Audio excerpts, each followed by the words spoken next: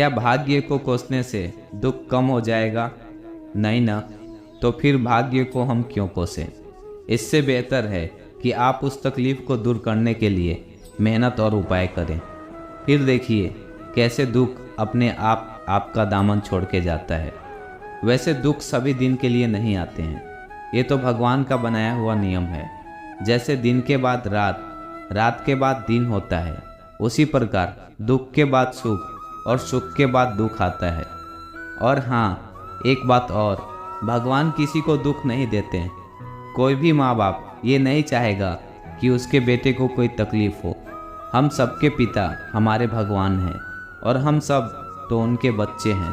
तो अब आप सोचिए, क्या भगवान हमें तकलीफ देंगे तो उन्हें पीड़ा नहीं होगी? वो भी यही चाहते हैं कि कोई हमें तकलीफ ना हो।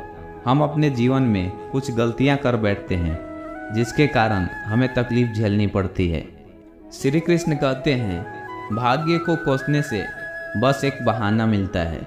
हमें अपने जिम्मेदारियों से भागने का इसे बंद कर देना चाहिए और अपने जिम्मेवारी को समझिए। जैसे कोई विद्यार्थी पढ़ने के समय खेलता है, अपनी पढ़ाई से दूर भागता है, बाद में जब परीक्षा का परिणाम अच्छा नहीं आता तो अब वो भाग्य को कोसता है। आसान शब्दों में कहे तो मेहनती लोग भाग्य को कोसने के बजाय कड़ी मेहनत से सफलता हासिल करने में विश्वास रखते हैं। अपने दुख, तनाव या परेशानी के लिए अक्सर हम ही जिम्मेवार होते हैं। किसी काम को करते समय हमारी कोशिश में कमी की वजह से हमें तनाव होता है।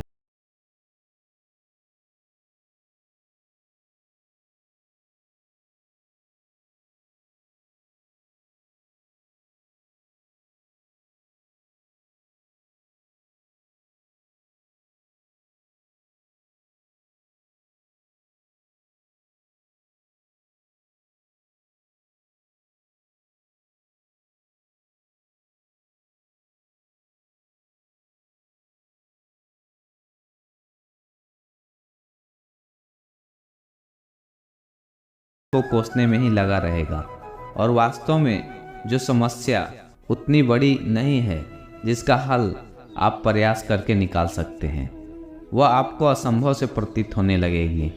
अगर आप अपने मेहनत करके ऊंचाई पर चढ़ रहे हो तो शायद भाग्य सुनहरा कलम से लिखा जा रहा है। लेकिन कल अगर अच्छा चल रहा है और ये सोचकर कर्म करना छोड़ दिए तो हो सकता है भाग्य की कलम से ही स्याही खत्म हो या फिर कलम ही टूट जाए। ये वह अवस्थिति है जब इंसान अपने आप को बहुत ही असहज महसूस करता है और समस्या कोई भी हो सकती है, मगर इससे उबरना जरूरी है। अगर जब भी कभी ऐसी स्थिति का निर्माण हो तो हमें अपने रिश्तेदारों या मित्रों की सहायता लेनी चाहिए। और अगर कोई सहायता भी ना करे तो हमें हिम्मत ना हारते हुए अपने बलबूते पर उस समस्या से निपटने को कोशिश करनी चाहिए। सबसे ज़्यादा तनावपूर्ण और परेशानी वाला जीवन एक ईमानदार आदमी भोगता है। सीधे पेड़ पहले कटता है और बुरे इंसान तनाव रहित और परेशानी मुक्त जीवन जीते हैं और अन्य के मुकाबले ज़्यादा जीता है। एक बार ऐसा ही हुआ भगवान शिव के साथ। भस्मासुर ने शिव की तपस्या की और भगवान को खुश करके भस्म करने का वरदान ले लिया। उसकी नीयत खराब हो गई। अब वो शिव को ही भस्म करने पर उतार हो गया। धरती के सबसे शक्तिशाली भगवान शिव के पीछे पीछे अब भस्मासुर भागने लगा और एक गुफा में घुस गया। जब ये खबर विष्णु जी को लगी तो वह दौड़े चले आए। भस्मासुर शिव को भस्म कर माँ पार्वती को पाना चाहता था, तो विष्णु जी ने मोहिनी रूप लेकर एक स्थान पर नृत्य करने लगे। भस्मासुर ने सुंदर कामुक मोहिनी को देखा तो वहाँ पर उस मोहिनी पर मोह में उलझ गया। मोहिनी बोली, मुझे तुमसे कोई एतराज नहीं, बस मेरे साथ डांस करो और मुझे जीत लो। भस्मासुर तुरंत राजी हो गया। उसने नृत्य करने लगा। मोहिनी की देखा देखी उसने भी अपने सर पर हाथ रख लिया और भगवान शिव के वरदान के अनुसार वह भस्म हो गए। इससे हमें यही पता चलता है, सुख चिंतक मित्र चाहने वाला कोई तो होगा जो आपकी स्थिति को बदल देगा या भगवान भेज देगा। ऐसा बहुत बार हुआ है जब किसी अनजान शक्ति ने लोगों की सहायता की है। इसलिए आप हौसला न खोएं, खुद पर विश्वास करें और मेहनत से पीछे ना हटें। सहारा तो रोशनी का बड़ा होता है। अंधेरी रात में भगवान पर भरोसा रखें और भाग्य को ना कोसें। जीवन में परेशानी आना आम बात है। यह हमारे सोचे हुए चिता की निशानी है। अगर आप स्वयं को जान ले जाते हैं तो कोई भी परेशानी आने की बात छोड़ो, आपको कोई देख भी नहीं सकते। स्वयं को जानने के लिए समय निकालिए, मतलब अपने आत्मा को जानिए और आपकी सारी परेशानी खत्म हो जाएगी। ऐसा नहीं है, इतनी बड़ी दुनिया में कई तरह की संभावनाएं होती हैं। जैसे आप भाग्य भी कह सकते हैं। आप किस दिशा या किस जगह पैदा होते हैं यह आप पर निर्भर नहीं। आप स्वस्थ होंगे या बीमारी से ग्रस्त हो जाएंगे यह आपके माता पिता और आपके पालन पोषण पर निर्भर करता है, आप पर नहीं। आप गरीब पैदा होते हैं या अमीर, ये भी आप निर्धारित नहीं करते।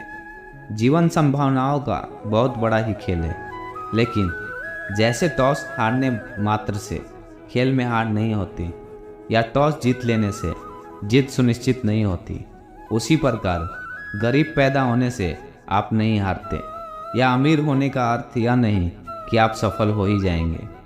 अब आप पे निर्भर करता है कि आपका जीवन का खेल कैसे खेलेंगे। एक बार एक सेठ जो कि जीवन भर सिर्फ और सिर्फ पैसा कमाने में लगा हुआ बीमार पड़ गया। जितनी भी दवा चिकित्सा की कुछ नहीं हुआ, तो फिर उन्हें उनके पत्नी एक साधु के पास लेके गई। साधु उनको देखकर चिंतित हो गए। सेठ पूछे, क्या हुआ?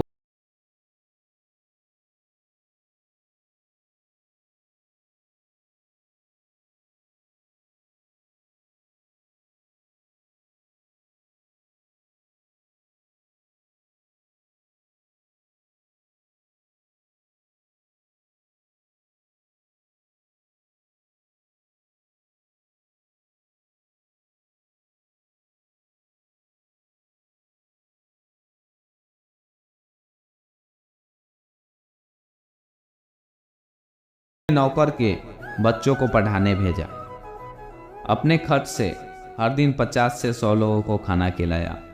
ऐसे में उसके घर वाले चिढ़ने लगे कि सेठ सारी कमाई खत्म कर दे। इसको लेकर उसके अपने बेटे के साथ झगड़ा हो गया। उन्होंने जीत करके अपने हिस्से का जायदाद बांट ली। सेठ को तभी पता चला कि जिंदगी भर इतना मेहनत, प्रपंच, शादी करके जो पैसा वो कमा लिया था, उसके दुख में वही पैसा उसको सबसे अलग कर दिया। उसका मोह भंग हो गया। वो और आग्रह करके धर्म किया, नए नए पेड़ लगाए, गौ सेवा किया। लोगों भी उससे चंद महीनों में कंजूस सेठ से दयालु सेठ बुलाने लग गए। 15 दिन बाकी था उसकी मौत का। सेठ अपना बचा हुआ घर और थोड़ी जमीन बीवी के नाम लिख दिया। 10 ब्राह्मण बुलाए, उन्हें खाना खिलाया और संन्यास ले लिया।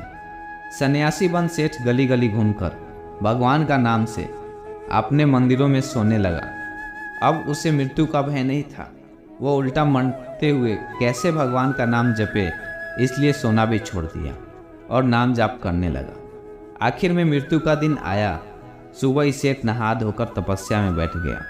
नदी किनारे 1 दिन गया, 2 दिन गया, 3 दिन गया, मृत्यु नहीं हुई।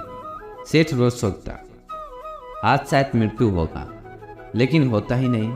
आखिर में ऐसा करके जब 5 दिन हो गए, सेठ मुश्किल से चलकर थोड़ा अनाज भीख मांगने के लिए रास्ते में वह साधु महाराज मिले और उसकी मृत्यु के बारे में बोली, जो उसकी मृत्यु के बारे में बताया। उसने साधु से पूछा, आप तो बोले थे हमारा मृत्यु होने वाला है, अभी हम मौत का इंतजार कर रहे हैं।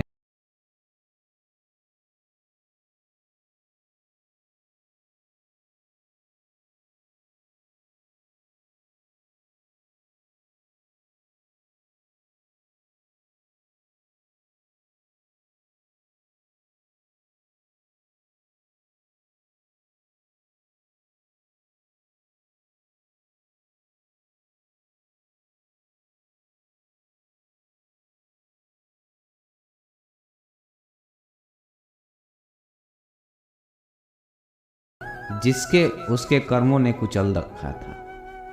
अब सेठ साधु का चरण स्पर्श किया और उनका शिष्य बनकर बाकी जिंदगी शांति से बिताया। ये कहानी भले ही काल्पनिक हो, लेकिन भाग्य कैसे मनुष्य के कर्मों से जुड़ा है उसके बेहतरीन ढंग से प्रतिपादित करता है। जय श्री कृष्ण।